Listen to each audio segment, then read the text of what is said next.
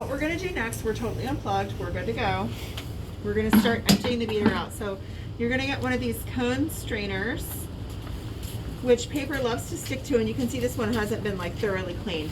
What's really important is that you clean every single thing at every stage of the process, because again, you don't, fibers just like start to become super, you know, infectious basically. They get into everything, and especially if someone's using the equipment or the tools before you or after you, you know, they want their pulp to stay the color that they want it to be and not have whatever you just used in their stuff. Okay, so good studio etiquette is really important.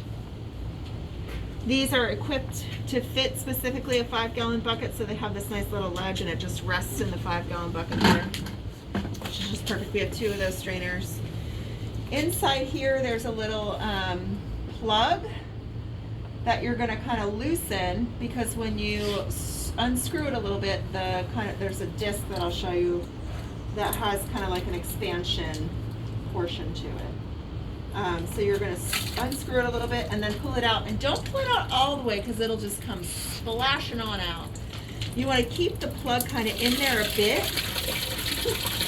So I've got the plug like in the hole but not totally in the hole, so it's kind of like if you were trying to slowly drain a bathtub, I guess. Fiber that's been beaten for a long time drains slower than fiber that hasn't been beaten for a long time. So this can take it can be a while before, you know, it can take a while. So this hasn't been beaten a terribly long time, but it is draining, you know, not super fast.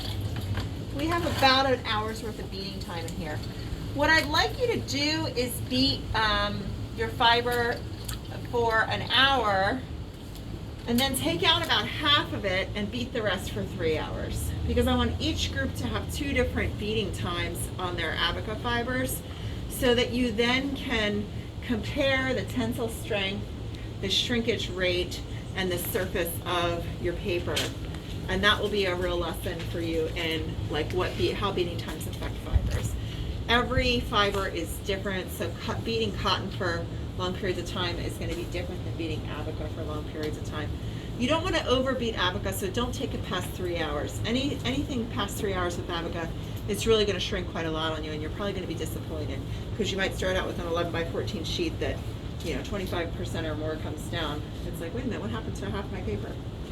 Not really, but I'm exaggerating a little bit. 3 hours total, or 3 hours in addition to the 1 hour you already did? 3 hours total, yes. So I might stop, you know, take out about half the quantity, plug her back up, add some more water so it's up toward the top again, and turn it back on for another 2 hours.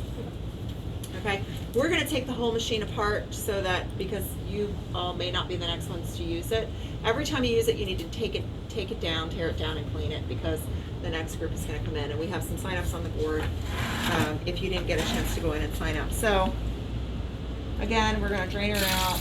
You want to use it again as much as possible.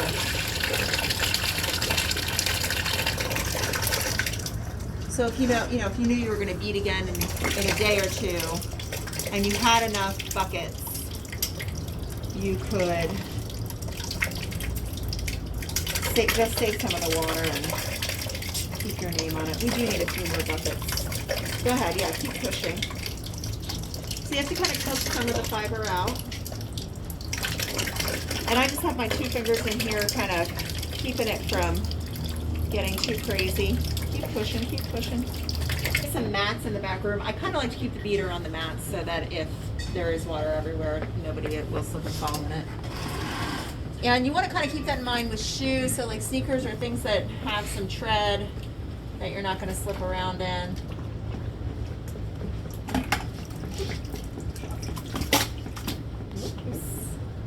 Quite a slosh and slop.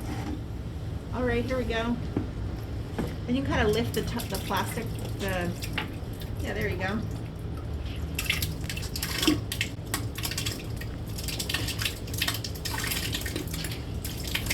So since we're unplugged and the beater's not in operation, it's safe to lift this guard to help empty everything out.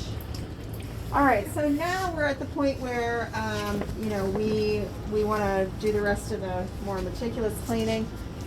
Again, it's turned off, so we can pop the lid off. And you'll see just how much fiber is in there. It's quite a lot.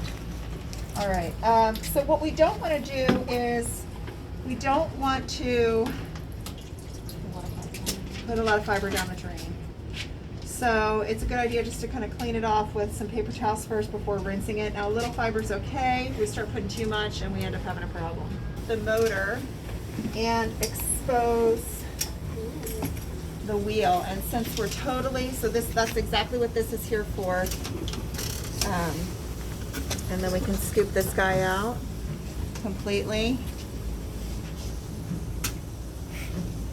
And you don't really have to drain at this point because there's still plenty of room in that bucket. And in fact, you could add some water to that and it would be fine. And then at this point you can come in here and, very carefully, because these are sharp, just come in and very, very gently clean all the fibers. Are we supposed to put this, the pulp in a bucket of water? Yes, you want your pulp to stay wet. You Okay. don't want it to dry out. Now, you can squeeze all the water out of it, put it in a bag, and keep it in the refrigerator to keep it fresher longer. But we're going to use this next week right away, so we should still be good. Within our 10 days to 2 weeks range, you're still going to be fine. Your pulp's not going to start to rot. But it will rot eventually if you wait. And even, just depends on the weather sometimes.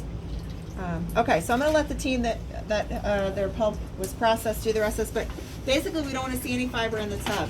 And with the drain out, you can use some of the water, like wastewater, to rinse it after you've pulled all the fiber out. Just sort of pour it What over about the this? machine. Do we because we have all this fiber here, Yeah. we can take You want to out. get all that stuff out, and then you want to wipe it clean with a towel. We have towels in the on the washer and dryer in there. One set says dirty, one says clean. So you just take a clean towel and start wiping out the reservoir. There shouldn't be any water or fiber in the machine or on the blades or anything. Okay? So that's the gist. And then you would roll it back inside, and she'll be ready for the next team. Okay?